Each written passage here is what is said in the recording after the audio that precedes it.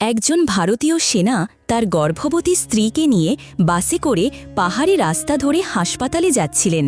হঠাৎ করেই তাদের বাসটি নিয়ন্ত্রণ হারিয়ে পাহাড় থেকে সোজা নিচে একটি নদীতে পড়ে যায়।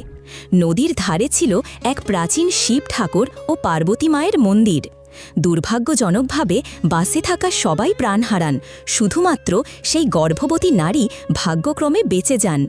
তিনি তখন ভয়ে কাঁপতে কাঁপতে চোখে অশ্রু নিয়ে মন প্রাণ দিয়ে মহাদেবকে ডাকতে থাকেন, ঠাকুর, আমার সন্তানকে রক্ষা করো, ও যেন নিরাপদে জন্মায়, ওর যেন কিছু ক্ষতি না হয়, এটাই চাই। তার আরতি শুনে মহাদেব ও পার্বতী মা স্বয়ং তার সামনে আবির্ভূত হন। মহাদেব মৃদু হাসি দিয়ে আশীর্বাদ করেন এবং বলেন, তোমার সন্তানের গায়ে একটা আঁচড়ও লাগবে না, কোনো বিপদ তাকে ছুঁতেও পারবে না।